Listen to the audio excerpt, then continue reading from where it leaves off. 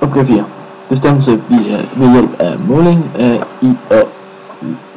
I denne opgave skal vi forberede et forsøg, hvor energiindholdet i batteriet skal bestemmes ud fra måling af polspænding, strømstyrke i kredsen og tiden. Det er altså opgave 4. Så 4.1.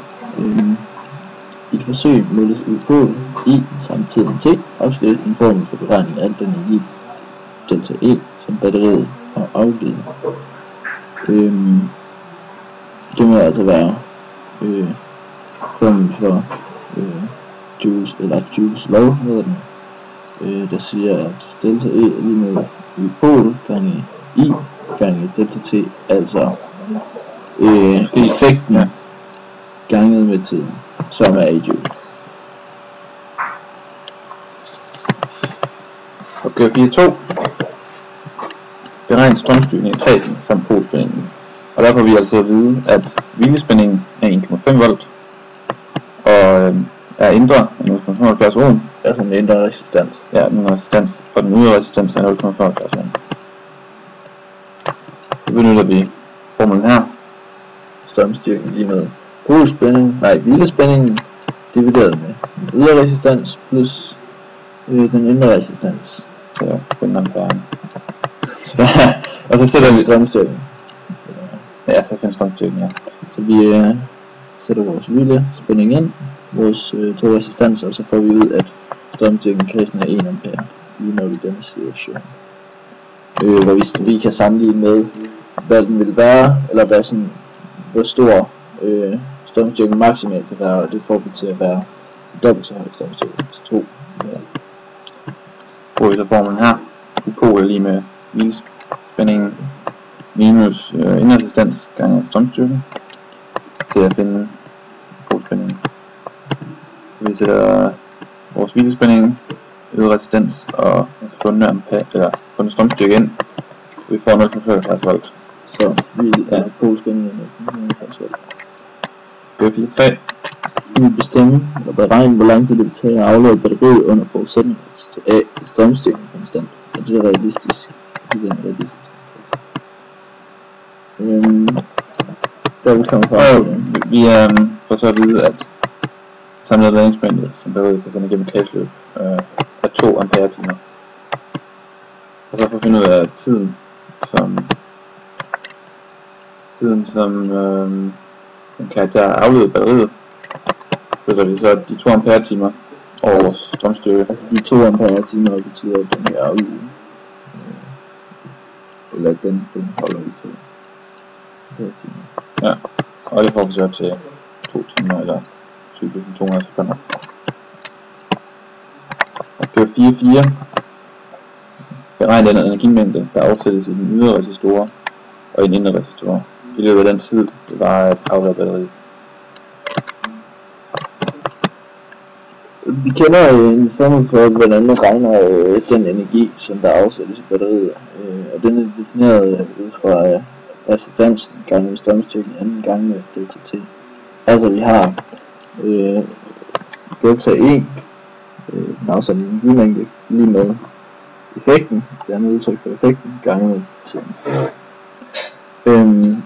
Men R indre og R ydre har samme størrelse resistans, så vi kommer frem til, at de to energimængder der afsættes i hver resistor, resistor er ens. Så hvis vi for eksempel bruger indre som eksempel, så sætter vi 0,75 ohm ind, ganger vi med 1 ampere i anden gange 2 timer, og det får vi så ud til 5.400 joule. Hvis vi så har gjort det, altså det er det helt samme vi skal gøre for at finde det i den ydre. Hvis vi også gør det i den ydre, så får vi altså 5.400 joule gange 2. Ja, det er altså det der. Så opgave 4.4 del 2. Vi skal så beregne den energimængde, som batteriet producerer, som så ved hjælp af formlen hvilespændingen gange strømstyrken gange tiden, og sammenligne med de energier, der vi regner under punkt 4. Derfor vil at vi indsætter vores hvilespænding på 1,5 volt gange med strømstyrken gange med tiden, så vi får, at Den afsatte energimængde er 10.820. Hvilket passer godt med, at det er præcis det dobbelte af er indre, og dermed også er ydre, altså der summen af de to af den tilsvarende mængde energi her. Altså 10.820. Ja. Så skal vi så gøre det samme igen, bortset fra at vi ændrer den ydre resistans, og så skal vi tage ind i det her skema. Og der står, at vi skal ændre den ydre resistans til 0,1. Så går vi lige herind, og så gør vi altså det helt samme, bortset fra at nu er den ydre resistans 0,1. Så får vi altså en højere strømstyrke, og vi får en, og så kan vi sætte den nye strømstyrke til polspænding, i form af en polspænding, og får altså også en lavere polspænding. Vi får en lavere polspænding, og det tager kortere tid, så den er afladet. Kun 4.080 sekunder i stedet for de 2 timer, som det var før. Og vi kan se, at når vi så bruger den her formel, at der bliver afsat meget mere energi i altså den indre resistans. Det bliver også afsat meget mere energi i den indre, end det gør i ydre, da den indre resistans nu er højere end den ydre resistans. Ja, og det bliver så det igen 10.800 joule, der er blevet produceret. Men her er der så blevet afsat meget mere ind i den indre. Hvis vi ændrer til 10, her er den ydre resistans til 10, her bliver vores strømstyrke meget mindre, men vores polspænding bliver højere, og den kan holde i meget længere tid end den kunne før. 61.600 sekunder. Så bruger vi så igen den her formel her for at finde mængden, der er afsat i den indre og ydre. Og vi kan se, at den her gang, der er afsat meget mere energi i den ydre, hele 10.046 joule, og virkelig lidt i den indre 753 joule. Og igen, hvis vi lægger dem sammen, så giver det 10.800.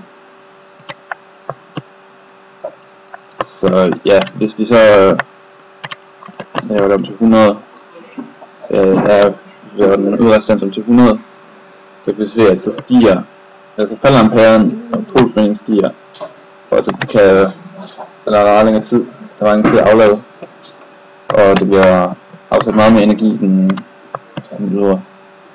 Ja, og det samme kan jeg til 1000.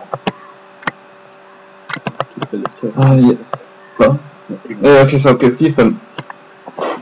Jeg kan så indse, at hvis er ydre vælges meget stor, vil batteriets energi afsættes i den ydre kreds, og tilsvarende, at hvis er ydre vælges meget lille, energien afsættes i den indre kreds. Der kan vi så se, at hvis det var 0,1, hvis den ydre resistans var 0,1, så vil der, hvis er ydre er rigtig stor, så vil det altså være meget sværere for energien at komme igennem der, og derfor vil det altså blive afsat mere energi i ydre. Men hvis er indre er ydre så er meget mindre, er meget lille, så vil det ikke kræve lige så meget energi at komme igennem, og derfor vil derfor vil vi indse, at der ikke vil komme, hvis der afsættes meget først. I6 indse, at hvis er ydre vælges meget stor, vil afladningstiden blive meget stor. I praksis kan vi måle flere døgn. Hvis vi så gør er ydre meget stor, så falder strømstyrken.